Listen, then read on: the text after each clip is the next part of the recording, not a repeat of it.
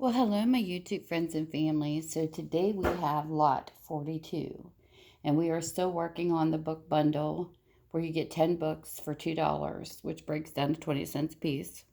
And we are still in the romance section. So the book today we have, and this definitely looks like a good bundle, it's called Texas Passions. This is by Rosanne Bittner. It's a 1999 book. This is what it looks like. And this is what it's about. Texas Passions. When old enemies of ex-Texas Ranger John Hawkins seek revenge against him and his beloved wife, they steal a treasure beyond price, their young son, Texas, and his little sister, Honor. John and Tess have become pawns in a cruel game meant to lure them into deadly confrontation. But John, a half-breed known as Hawk to many, is not a man to be wronged, and Tess, a daring woman with amazing courage, will stop at nothing to save her children. Now, with danger at every turn, they bravely follow their son and daughter wherever their cries lead, sacrificing everything to save their family with an indomitable love, one powerful enough to overcome the most overwhelming odds. That sounds like a good book. So that's book number 1. Book number 2, we have Angel by Johanna Lindsey. This is a 1992 copyright. This is what it looks like. And this is what it's about. A touch of hell. Hoping to cool off a 25-year-old feud between two neighboring families, Cassie Stewart only succeeds in pouring kerosene on the flames. Both sides have warned her to get out of Texas pronto or they will burn her father's ranch to the ground. What Cassie needs is a peacemaker, but she ends up with a widowmaker instead. A taste of heaven. He is called Angel, a ruggedly handsome hired gun with eyes as black as sin, unwanted and unwelcome by his ungrateful employer.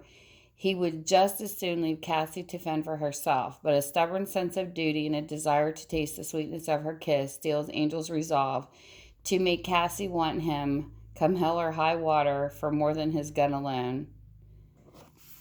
Johanna Lindsey's a really good author, too. I've read some of her books, and it sounds like a good one. So book number 3. This here is 3 complete love stories in one. You have Sweet Sorrow by Leigh Stewart, you have Opal Moon by Amy Lyndon, and you have The Foolish Heart by Victoria Van Hale. Sweet Sorrow, this is copyright 1979, and this is what the book looks like. It's a nice thick read because of 3 in 1, which I think is really cool, and it's really, really a good deal for 20 cents because you're only paying what? Under 10 cents a story. So here we have Sweet Sorrow by Leigh Stewart is the first one. Lysana was determined to find out the truth. Excuse me, I clear my throat. Was Brandon Hartley simply a genius when it came to real estate, or was he an unscrupulous swindler who had made his fortune at the expense of others? A man of passion and energy, Brandon was impossible to resist. What began as a purely business affair soon became an affair of the heart, and Lysana realized the truth about Brandon would change her whole life. The second book is Opal Moon by Amy Lyndon.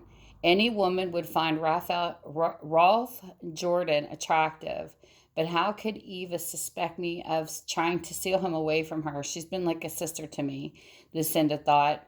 I could never hurt Eva in any way, but when a new job in Belgium brings Lucinda and Rolf together, the truth seems inescapable. How had Lucinda fallen in love with the man who all but belonged to the beautiful Eva? Third book is The Foolish Heart by Victoria Van Hale. Everywhere he traveled, fans flocked around John Vries, but the world champion tennis star despised reporters, and his private life remained a well-kept secret. Catherine Tate couldn't understand why he had granted her an interview, and before she could stop herself, Kathy lost her heart to the charismatic Dutchman.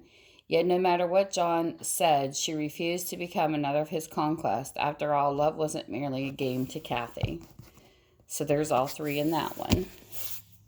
Then we have book number 4, Whole New Light by Sandra Brown. This is a 1989. copyright. This is what the book looks like. It's got a couple people who signed their little autographs there, initials. And then we have that part of the book. And then this is what it's about. From the heat of the Acapulco night, Acapulco, however you say that word, Sin McCall knew she could always count on her late husband's friend and business partner, Worth Lansing. He could make her laugh and forget her problems. She could tease him about his many romantic entanglements. The last thing Sin expected was to find herself longing for a man who could never settle down. To flash a fire of passion, when Worth invited his best friend Sin to a getaway weekend in Acapulco, he never suspected that he'd respond to her in the way he did to any beautiful woman. While he thought it was time she stopped mourning and moved forward with her life, he couldn't escape the feeling he was betraying Tim's memory. The guilt couldn't stop the rising tide of desire. Sin wanted to believe that their night of abandon was sparkled by the exotic local and intoxicating scent of hibiscus.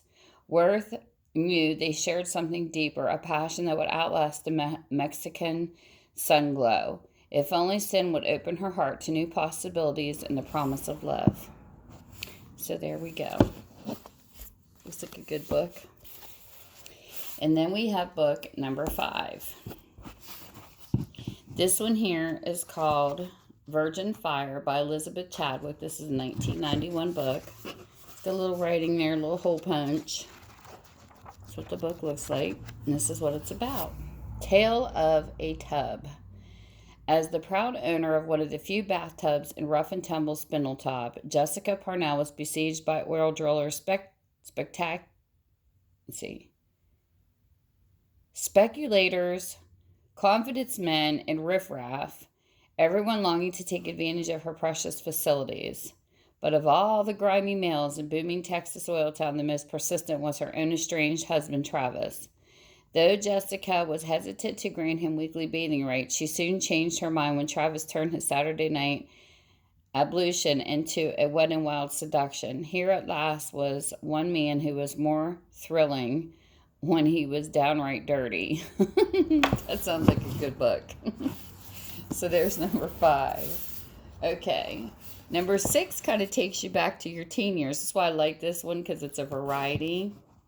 This one here is called Facing Up. This is a 1984 by Robin F. Brancato. That's how you say her name.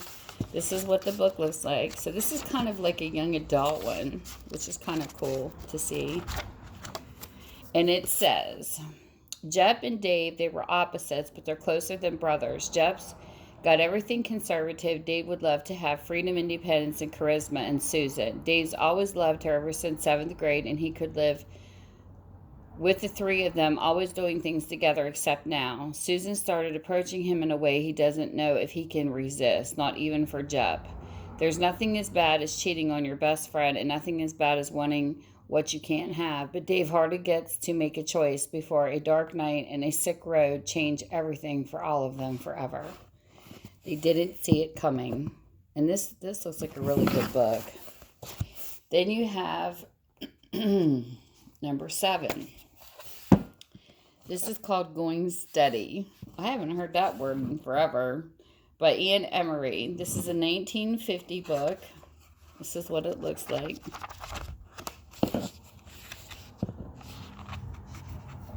Fix this little earmark. Try to smooth out the pages. And this is what it says. Which college or a honeymoon? I don't know what these words say, but it's which something college or a honeymoon, because there's a sticker in front of it. Scotty pinned her at the senior prom. Now with graduation over, Sally plunges into exciting plans for college and all the wonderful experiences that are a part of going steady. Then one night, Scotty surprises her. Sally, let's get married soon. And Sally faces one of the most important decisions of her life. So I guess it's saying, which would you choose, college or a honeymoon is what that sticker's covering. But anyway, that looks like a cute book. And then we have number 8. And this one here is called The Bridegroom by Linda Lael Miller. This is a 2009 copyright. It's got initials there. This is what it looks like. And this is what it's about. Undercover agent Gideon Yarborough is... Okay, let's start over. Undercover agent Gideon Yarborough is renowned for stopping outlaws almost before they commit a crime. But now he must stop a wedding despite the bride's resistance. Lydia Fairmont will choose everything if she doesn't honor her betrothal to a heartless banker, unless she marries someone else instead, whether it's a love match or not. Determined to honor his own decade-old promise to help Lydia, Gideon carries her off to Stone Creek and makes her his reluctant wife. Forget the honeymoon for show, not with the vengeful ex-fiancé on their trail and a hired gun on the loose. But there just might be hope for the marriage and the two hearts meant for each other. That sounds like fun. So there's that book. Then we have number 9. This is Embrace the Twilight by Maggie Shayne. This is a 2003. And I do believe this is just one of those fun ones. This is Return with Maggie Shayne to the dark, erotic world of Wings of the Night. Her beauty is spellbinding, her hunger is insatiable, her power is immortal. I believe this is a vampire one. A creature of the night, Seraphina lives only for pleasure, but loves an emotion she's deemed forbidden. Experience has taught her that love leads only to betrayal and pain, and she wants no more of pain. She cares for no one, tolerating only the presence of those she can control utterly with her power. She is convinced she can break anyone. William's stone cannot be broken. He is a challenge. Seraphina cannot resist. A man as bold as alive as she is, a man with a will of iron, yet a mere mortal, and the only thing stronger than the clash of their wills is the power of their desire. But when the vampire hunters take Amber Lily, the only child ever born to a vampire, Seraphina and William put their struggle aside and combine their strength in a rescue attempt that could cost them their very lives, and in the process they find the most powerful force of all, love. So there you go. You got a vampire romance, and that is in good condition, like I showed you. Okay, sorry, I got caught up in reading that one. Number 10. I love the cover of this one. So country. Small Town Girl by Lavyrle Spencer, 1997. Copyright. It's got some aging in it and some marker. This is what the book looks like. And this is what it's about. And it's on the inside of the book. So, okay.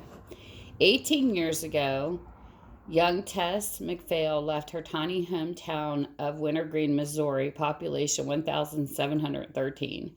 She headed for Nashville and never looked back. Now one of country music's brightest lights, Mac McPhail, is a millionaire many times over. Her career is their life. At 35, Mac has no time for marriage, children, or kinfolk until her sisters insist she come home to help care for their widowed mother. Mac isn't thrilled about spending a month in Wintergreen, but her visit home turns out to be far from dull. After almost 2 decades of public adoration, she is suddenly a non-person, insulted by her jealous older sister, enraged by her intractable mother, and ignored by Kenny Crowneck, the next-door neighbor she mercilessly taunted all through high school. Now a handsome divorcee who dotes on his teenage daughter, Kenley is widely respected in the community and refuses to give Mac the time of the day. But once she discovers that Kenny's daughter is a promising country music talent, Mac assumes the role of mentor, and everything changes. Gradually, the famous Mac McPhail becomes an integral part of the life of Wintergreen. The priceless gifts of family and community open her heart to the sweet rewards of caring and commitment. And as the feigned indifference between Mac and Kenny turns into playful bickering, then passion, the complicated life of a superstar is forever changed by the simple joys of love. And this is a mean selection of the Literary Guild. This sounds like a really good book. So there you go. There's book number 10. And if you need to get a hold of me, you just email me saying lot 42 through my email, which is tammysmakeuptreats@gmail.com, or Minda's Bookstore and more on Facebook.com. So with that, I hope you guys have a great weekend. Bye. Mwah.